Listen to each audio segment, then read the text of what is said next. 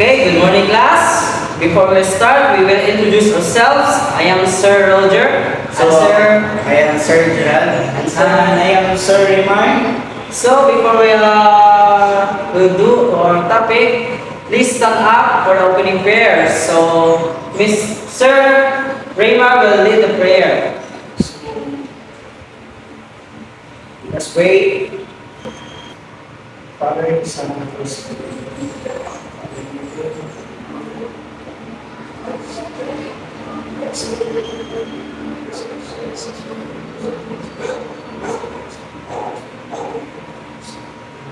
Amen.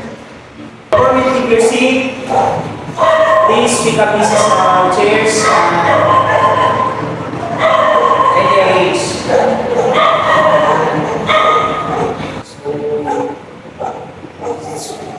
Proceed to what it is first. Daniel, Sena, okay, very good. Yes. All except okay. What was our lesson yesterday? Mr. Daniel, okay, very good. The lesson yesterday is special product and let's proceed. Mr. Gerald, Sir Gerald, So let's have a game called puzzle. So you can just solve the puzzle and guess what you see in the puzzle. It consists of groups. So we have here puzzle. So this group will be group 1. So this group will be group 2. So the group will be correctly the puzzle will be the winner. So are you done? So the group 2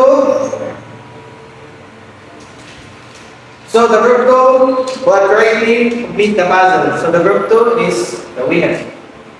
So before we proceed to our topic, so class, kindly read the objectives. So okay, thank you. So before we start to discuss our topic, so Sir Roger will discuss the topic. Hey, do you have any idea that what is our topic this class? Hey, it's all about mathematical expression and equation. So I have a question. Is mathematical expression and mathematical equation is similar? Okay, Daniel? Okay, that's correct. They're not similar. So, after we are discussed this topic, we will know what is their different of these two mathematical. So, first, we will discuss the mathematical expression. So, mathematical expression is all about a statement that shows two expressions are equal. Also contains an equal sign and used to represent the relationship between variables or to solve for unknown values. The example is x plus dy equals 10. So class, how will we solve this into equal? So we will find this substitute. So example is 2. Our substitute is 2. So we will just replace these letters. So x will be 2 and y also 2. So we will times this 2 and result of 4 plus 6 was 10. So 4 plus 6 was 10. Was 10. So that's how we will solve this mathematical expression. So do you understood, class? Okay, very good.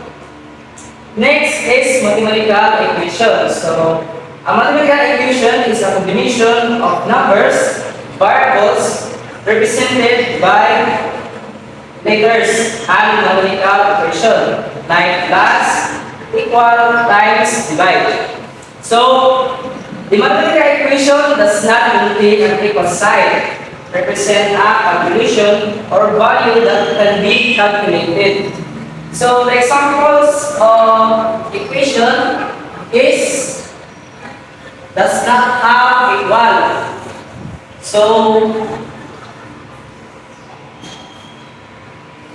even 2x plus 3x can be called equation. So an equation can also change because there are no any equal sign that you need to find. So this is also an equation. Another example is 4x plus 2x. This is also an equation. So do you understand that? Okay, very good. So since you all understand our topic, we will do activity. So Mr. Isergeral will lead the activity. So before we proceed to our activity, so the direction is in this activity you need to guess the passage, which will know after you solve all the problems by substituting the x equals 2. For each number, also kindly identify the problem expression. So, or equation. So, write corresponding letter in the two mathematical on the space before the numbers. So, that's the direction of that. So we have a recap. So do you remember our topic class? Okay. The name. So what are the mathematical expression? Okay, that's correct. And what about mathematical equation? Okay, Mayet? Very good, that's correct. And now you are seeing that you all learned to our topic. So, okay, for the assessment, Miss Sergeral will lead the assessment. So in the assessment, so in your one sheet of paper, kindly write 5 examples each mathematical expression and equation. So the total of 10 items, so no need to solve it, just write an example to solve the problem. So before we go home, we have our assignment. So our assignment is kindly study advance our next topic, the solving linear equation and inequalities algebraically, so that you will know the next topic we will discussing. So that's all class, and thank you.